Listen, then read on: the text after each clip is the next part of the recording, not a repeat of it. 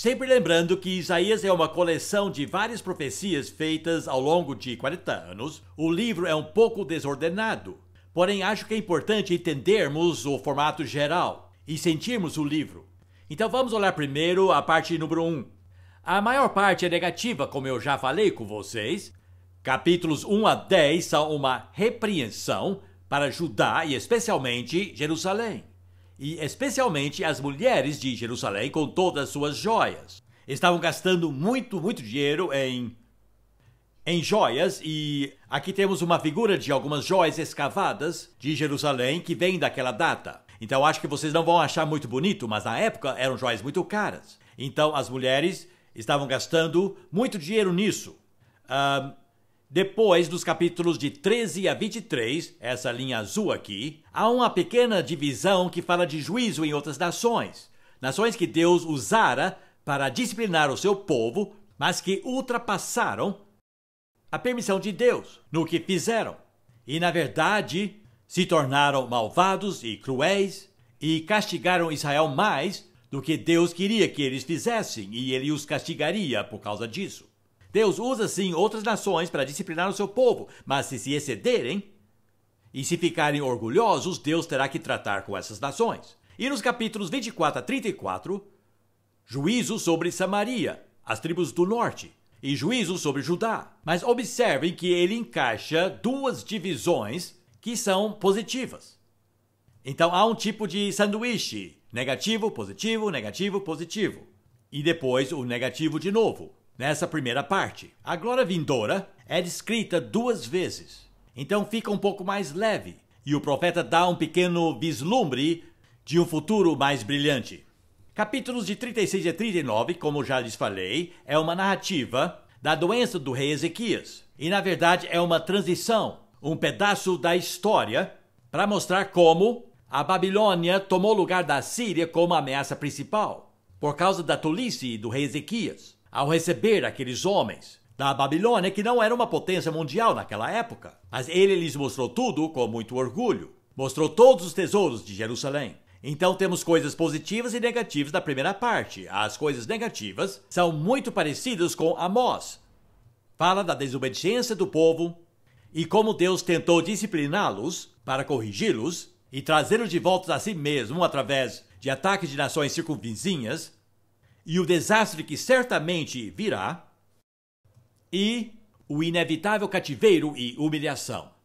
Serão rejeitados como povo de Deus e terminarão em profunda depressão, levados cativos. Mas o aspecto positivo da primeira parte é que, lá do exílio, um remanescente voltaria. Lembrem-se, era o nome do filho de Isaías, seu segundo filho. E depois temos notícias muito boas, aqui embaixo, muito importante. Na primeira metade de Isaías, há um anúncio da vinda de um rei. E o governo estará sobre os seus ombros. Um rei nasceria, que traria paz para as nações. E aqui temos todo o início do Messias de Handel, nessa primeira parte. Agora guardem isso nas suas mentes. Essa vinda de um rei como Davi, que seria um pai eterno, conselheiro, príncipe da paz, com governo sobre seus ombros, nascido de uma virgem. Tudo isso está nesta primeira metade. É a figura de um rei vindouro, que reinaria novamente em Israel. E logicamente isso vem acompanhado de palavras de muito regozijo. Há muita felicidade em Isaías, muita celebração, mesmo na primeira metade. Mas agora eu quero falar da segunda metade. Vamos estudá-lo. E aqui temos uma figura incrivelmente maravilhosa de Deus do começo ao fim. E eu anotei algumas das coisas que diz aqui sobre Deus. Número 1, ele é o único Deus que existe. E isso é terrivelmente importante. Na segunda metade de Isaías, não há outro além de mim. Não há ninguém como eu. Sou o único Deus que existe. Isso é um ponto muito importante. Não existe nenhum outro Deus. E na verdade, Isaías zomba dos outros deuses. Ele diz: eles têm ouvidos, mas não ouvem, têm olhos, mas não veem, têm pés, mas não andam. Eu me lembrei dessa passagem quando eu visitei o Templo dos 1000 Budas, em Bangkok, na Tailândia. Eles têm pés, mas não andam. Não há nenhum outro Deus, além do Senhor. Isso, claro, é muito ofensivo hoje nesse mundo moderno, onde todo mundo quer que aceitemos todas as religiões. Não há outro Deus além do Deus de Israel. Em segundo lugar, ele é o Criador Todo-Poderoso. As nações são como um pingo d'água ou poeira na balança. Ele dá nome às estrelas.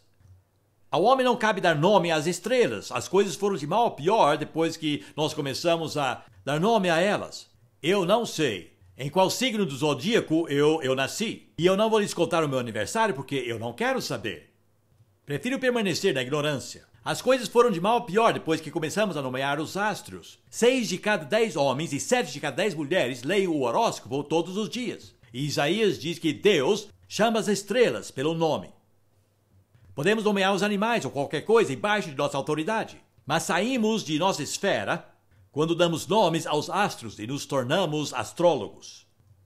Está tudo aqui. E depois há a descrição favorita de Deus, o Santo de Israel.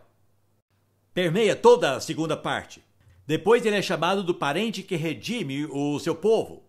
E aprendemos o que é isso no livro de Ruth. É chamado o Salvador das Nações e, acima de tudo, ele é o Deus da história. Essa palavra, nações, em grego é ta-ethne, de onde vem a nossa palavra grupos étnicos. E não tem nada a ver com estados políticos, e sim a grupos étnicos. Jesus nos ordenou a fazer discípulos de todos os grupos étnicos, não de estados políticos. Isso é um ponto muito importante. Então a segunda metade fala muito sobre Deus. Mas há também uma outra pessoa que aparece nessa segunda metade em uma série de cânticos, porque são muito poéticos. Mas fala sobre um servo de Deus. E até hoje os judeus não sabem quem é.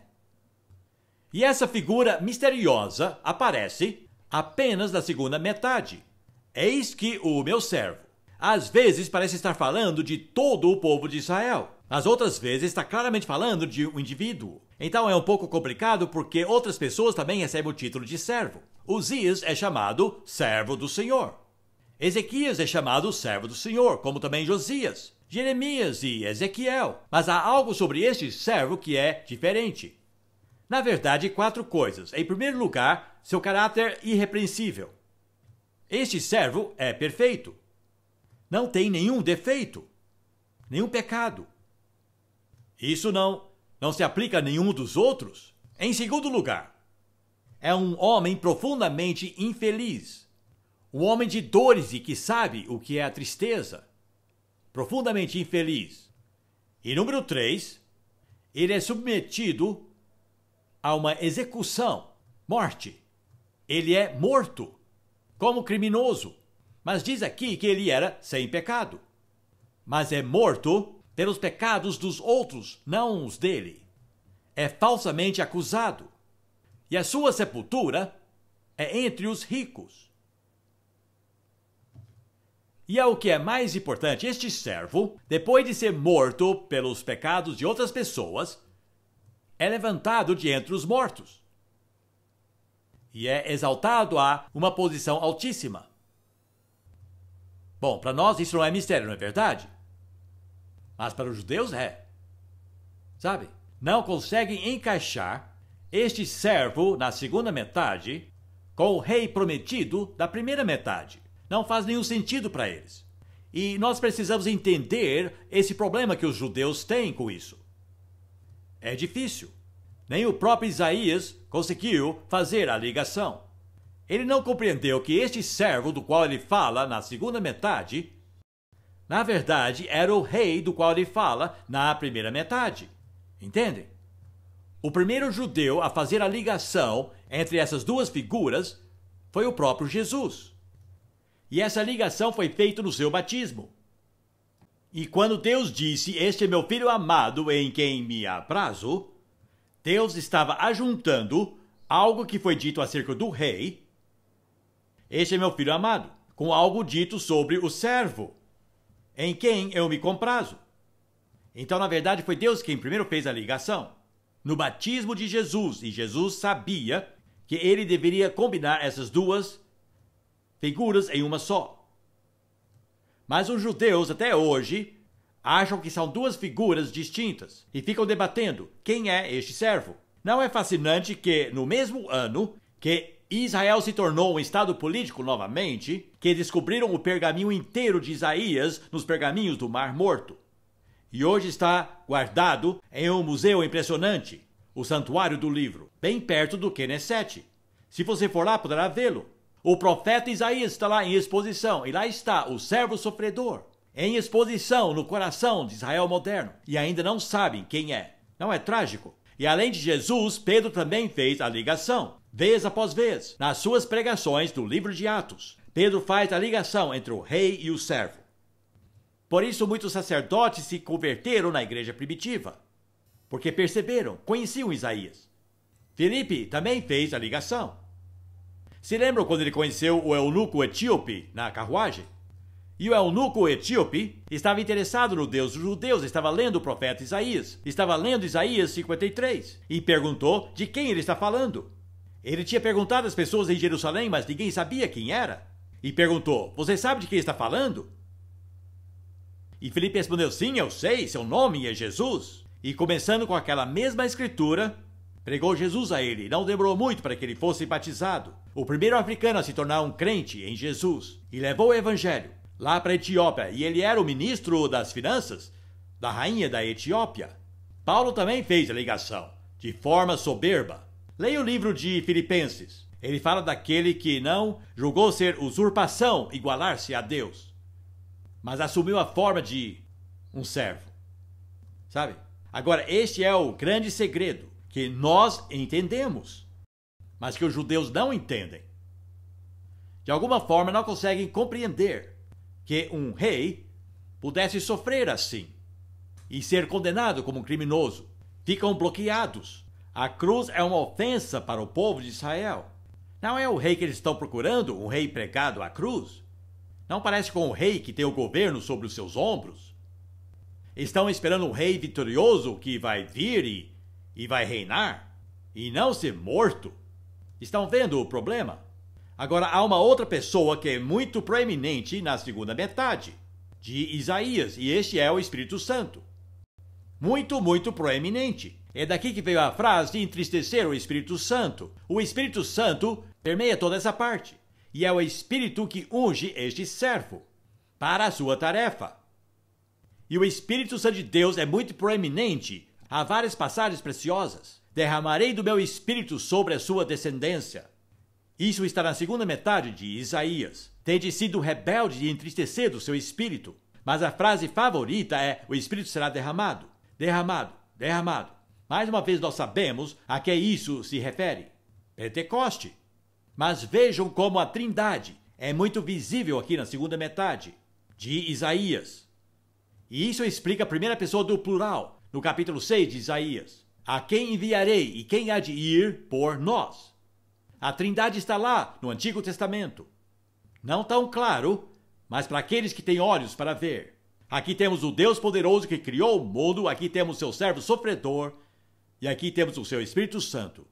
Todas as três pessoas bem visíveis na segunda metade. Agora quero explicar alguma coisa sobre profecia. Muito bem, isso parece um pouco complicado. Isso é para ser um olho humano aqui nesta ponta. E aqui nós temos um telescópio. Peço desculpa pelas minhas obras de artes, mas esperem só até chegarmos a Daniel. E isso é o que você enxerga ao olhar pelo telescópio. Agora, quando lemos profecia, que representa 1/3 da Bíblia, de Isaías a Malaquias, temos 16 livros ao todo. Os maiores vêm primeiro e são chamados profetas maiores, porque disseram muito ou temos mais registros do que falaram. E os pequenos vêm depois e são chamados profetas menores, porque são menores. Muito mais fácil para ler, porque são mais curtos. Mas todos eles viram muito além de sua própria era. Podemos dizer que usaram 2 instrumentos. Usaram um microscópio para ver o presente e um telescópio para ver o futuro. E pelo microscópio enxergavam tudo o que estava acontecendo. de verdade na própria nação. Então olhavam a própria nação com um microscópio, mas depois olhavam adiante para o futuro. E aí olhavam através de um telescópio. Mas agora vem a complicação. Se você está observando 2 picos de montanha através de um telescópio, não se pode ver a distância que há entre eles. E na verdade, vocês estão contra um céu iluminado e, por exemplo, ao entardecer, quase dá para pensar que você está olhando uma montanha com 2 picos. Estão me entendendo? E esse é o tipo de limitação que existe em toda profecia. E o que muitos profetas do Antigo Testamento achavam que era uma montanha com 2 picos, era, na verdade, 2 montanhas com muito espaço entre eles. Então, nesse desenho aqui temos uma pessoa olhando pelo telescópio. Na verdade, ele está olhando 2 picos. Mas ele os enxerga como uma montanha com 2 picos. E não percebe que há muito tempo, ou melhor dizendo, muito espaço entre os 2 picos. Ou em termos de profecia, um período extenso entre esses 2 eventos. Nós vivemos no meio dos 2 picos. E no nosso tempo, um dos picos está no passado e o outro fica no futuro. Porque nós sabemos de uma coisa que os profetas desconheciam. Eles procuravam a vinda do rei. Mas nós sabemos que o rei vem 2 vezes. Este foi o grande mistério do reino que Jesus revelou. Portanto, a vinda do rei é dividido entre 2 eventos. Há um cumprimento duplo da profecia de Isaías sobre essa pessoa que viria. Agora, há um cumprimento duplo, não apenas quanto à primeira vinda e à segunda vinda deste personagem, do rei, mas há algo ainda mais complicado. E é o seguinte: as visões de Isaías estão, na verdade, na ordem inversa. E o servo sofredor da segunda metade de Isaías iria acontecer antes do rei do seu trono, na primeira metade. Então dá para entender a confusão dos judeus. Eles conhecem Isaías, o conhecem muito bem, e estão esperando que a primeira vinda será o rei. Mas não aconteceu dessa forma. Foi por isso que não reconheceram Jesus como seu Messias. Estão entendendo? Esperavam que o rei viesse primeiro. Nós sabemos, porque o Espírito Santo nos ensinou, que primeiro ele viria como servo sofredor. E depois viria de novo, mais tarde, para ser o rei que governaria o mundo. Conseguem enxergar isso? Então há 2 complicações para os judeus que leem as profecias do Antigo Testamento. A primeira é que só enxergam uma vinda do rei, uma montanha com 2 picos, e não percebem que são 2 montanhas separadas por um período bem longo de tempo. E a segunda complicação, eles esperam que a primeira coisa aconteça primeiro, mas na verdade, Deus nos revelou, ele inverteu a ordem. E Jesus teve que vir e morrer pelos nossos pecados primeiro, antes de vir como o rei. E tem muita coisa para acontecer entre essas 2 vindas. Há muito para nós fazermos, para preparar o terreno para o rei. Então essas são as 2 chaves que nós conseguimos entender porque nós começamos com Cristo. Mas para os judeus é muito difícil lidar com isso. Este é o grande mistério da profecia de Isaías. O servo que sofre e o rei do seu trono são a mesma pessoa. Mas primeiro teve que vir como servo e depois ele virá como o rei. E o motivo para isso é muito simples. Os judeus são os piores inimigos de si mesmos. Eles acham que precisam ser salvos de seus inimigos ao seu redor, quando na verdade precisam ser salvos do inimigo interior. É tão fácil culpar outras pessoas pelos nossos problemas, quando na verdade o único problema é nosso próprio pecado. E isso explica tanta coisa na história do Evangelho. Sabe, quando João Batista anunciou: preparai o caminho do Senhor, arrependei-vos, o reino está próximo, está para chegar. Entrem logo nesse rio para serem purificados. Confessem os pecados e sejam batizados. O que ele estava dizendo? Estava dizendo: pensam que estão prontos para o rei, mas não estão. São súditos pecaminosos. São sujos demais para viverem no reino. E Jesus falou a mesma coisa: arrependei-vos, porque o reino de Deus está próximo. Agora, isso explica Domingo de Palmas de uma forma bem clara. No Domingo de Palmas, quando Jesus entrou em Jerusalém, finalmente estava fazendo o que o povo queria que fizesse. Estava entrando como rei. E a multidão foi tomada por empolgação. Realmente achavam que era o rei, o que é demonstrado pelo que clamavam. Eles gritavam: Hoshaná, Hoshaná, Hoshaná, que não é um tipo de saudação celestial, que é o que se tornou no meio evangélico, Hosana. Hoshaná significa: liberta-nos agora, livra-nos agora. E eles nem perceberam que ele estava montado em um jumento. Agora, em sua segunda vinda, virá montado em um cavalo. Isso é muito diferente. Mas veio montado em um jumento, dizendo: não vim para lutar. Para lutar você precisa de um cavalo. Na segunda vinda, Jesus vem para lutar. Ele vem como homem de guerra em um cavalo branco. Mas dessa vez veio em um jumento. Não viram que era um jumento e eles jogaram as roupas no chão e acharam folhas de palmeiras. E gritavam: filho de Davi, filho de Davi. Realmente pensaram que ele veio para cumprir a primeira parte de Isaías. Mas ao entrar pelas portas, ele virou à esquerda e não à direita. E a multidão se emudeceu. E ele viu um homem com chicote e disse: me dá isso aí. E pensaram: será que é agora? Mas não, virou à esquerda. Agora só indo para Jerusalém para entender o significado deste fato. À direita ficava a fortaleza romana Antônio, onde estavam os soldados romanos. Mas Jesus virou à esquerda, onde ficava o templo, e açoitou os judeus. Então dá para entender porque alguns dias depois a mesma multidão gritou: crucifica-o. E porque escolheram Barrabás no lugar de Jesus. Um guerrilheiro rebelde, chamado Jesus Barrabás, que significa Salvador, Filho do Pai. Mas era um rebelde. Disseram: este é o homem que nós queremos. O homem que vai lutar. Mas o homem que açoita judeus no próprio templo? Não. Dá para entender a crise. Pensavam que ele viera para assumir o trono. Mas o que fez foi purificar o templo. Ficaram tão desapontados. Então, quando Pilatos colocou aquela placa lá em cima de sua cruz, daquela cruz do criminoso, este é o rei dos judeus, não conseguiram acreditar. Apenas um homem em toda aquela nação acreditou. E disse: Senhor, lembra-te de mim ao entrar no teu reino. Ele viu naquele homem sofredor, moribundo, o rei que havia de vir. Foi o único. E aquele ladrão ganhou o seu lugar na história. Porque foi o único que acreditou. Estão entendendo? Como Isaías enxergou tudo. Só que não entendeu o que estava enxergando. Não conseguiu ajudar o quebra-cabeça. Nós podemos montar o quebra-cabeça. Nós sabemos que um dia ele virá em um cavalo e assumirá os governos do mundo e reinará aqui.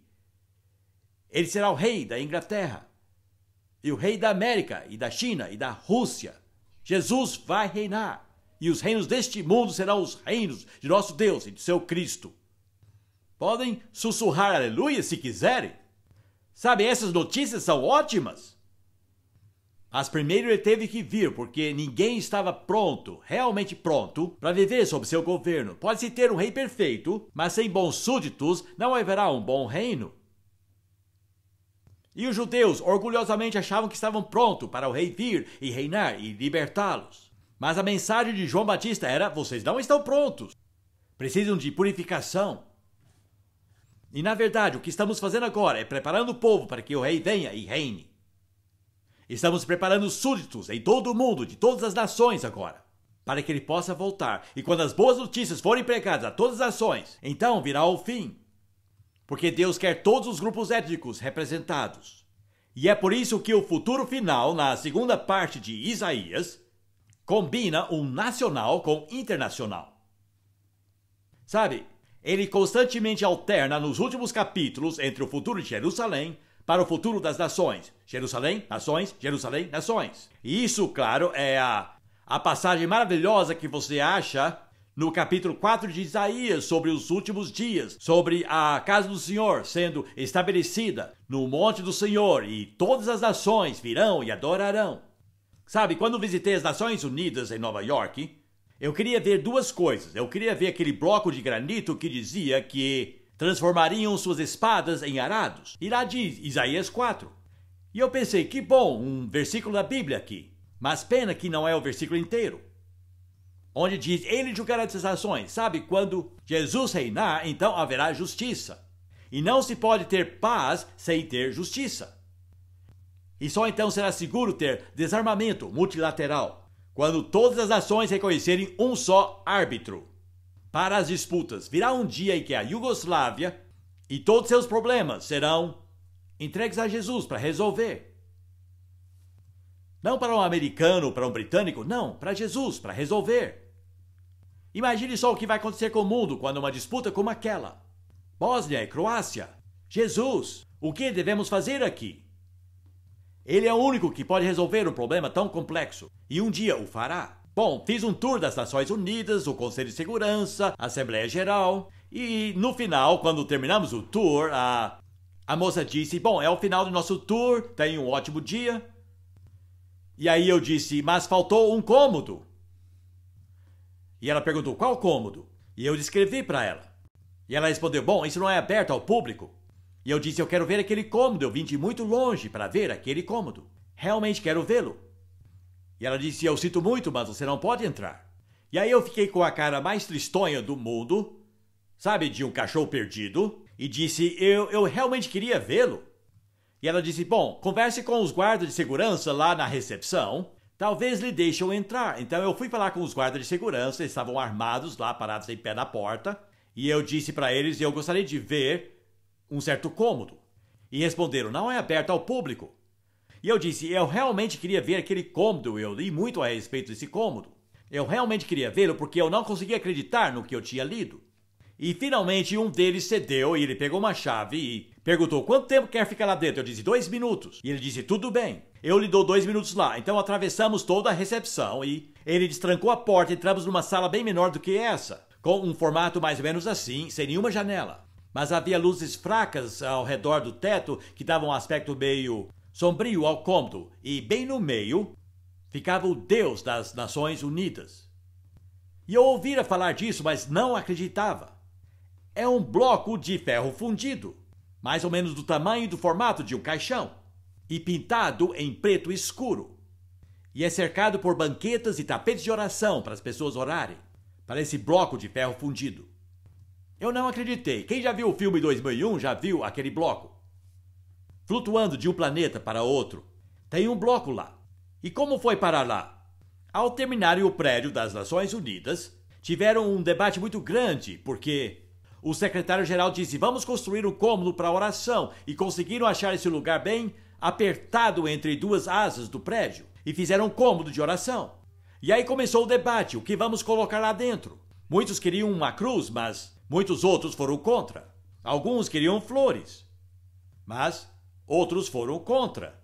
E finalmente alguém teve a ideia brilhante de construir esse bloco de ferro, pintado de preto lustroso, dá para olhar dentro dele e imaginar qualquer Deus que quiser lá dentro.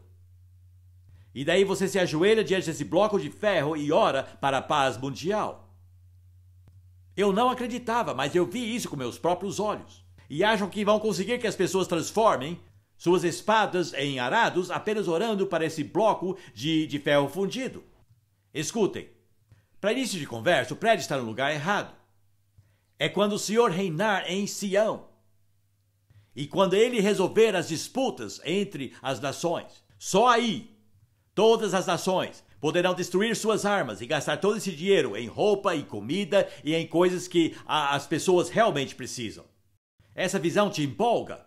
Sabe, era isso que Isaías estava predizendo para o futuro final. É um futuro para Nações Unidas, mas centralizado em Jerusalém. Será que realmente cremos nisso? Essa é a minha esperança para o futuro. Isaías predisse isso. E eu creio que vai acontecer. A fase do servo sofredor já passou, para nós está no passado. Mas a do rei ainda não aconteceu, ainda está no futuro. Mas assim como uma profecia já se cumpriu, a outra certamente será cumprida. E está tudo no livro de Isaías, é o futuro do mundo. A esperança para todos está em Isaías. Então por que lemos Isaías e o estudamos? Vou lhe dar 6 motivos. Número 1, porque é parte da palavra de Deus. Esse é o primeiro, é um bom motivo para lê-lo e estudá-lo. Toda escritura nos torna sábios para a salvação. Mas em Isaías, as palavras-chave são salvar e salvação. E isso é o nome dele. E esse é Yahu, Deus salva. Senhor, Deus salva o profeta. Então este é o primeiro motivo. E número 2, aqui temos uma boa introdução para toda a Bíblia. Para o Antigo Testamento e para o Novo. É um resumo de todos os temas de ambos. Em um só livro. Impressionantemente, pela inspiração do Espírito. Quase todos os temas da Bíblia estão aqui. É uma Bíblia em miniatura. Então, se a Bíblia for grande demais para você ler, embora eu espero que você a leia, então comece com Isaías. E você será apresentado a todos os temas das Escrituras. Estão todos aqui nesse livro. É impressionante. E número 3, é uma ótima apresentação para a profecia em particular. É um dos 3 profetas maiores e vem primeiro na divisão dos profetas, na nossa Bíblia. E profecia compõe 1/3 de nossa Bíblia. E eu gosto de dizer que a profecia é uma combinação de protesto e predição. É um protesto acerca do presente e uma predição acerca do futuro. Eles colocam seu dedo nessas duas coisas, vez após vez. Então não apenas protestavam, também faziam predições. E não apenas faziam predições, eles também protestavam. Então é uma combinação dessas duas coisas. E número 4, Isaías faz uma ponte entre o Antigo e Novo Testamentos. Ele mostra como um ilumina o outro. E na verdade nos ajuda a entendermos o Novo Testamento ao lermos Isaías. É uma porta de entrada ao Novo Testamento.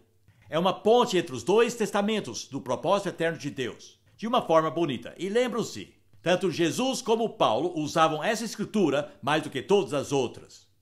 E número 5, para conhecer Jesus. Sabem, ele disse, examinai as escrituras, pois testificam de mim. E ele estava falando sobre o Velho Testamento. E melhor do que qualquer outra escritura, Isaías nos ajuda a entender o Senhor. Basta você ler Isaías 53. Estará ao pé da cruz. Por suas feridas fomos curados.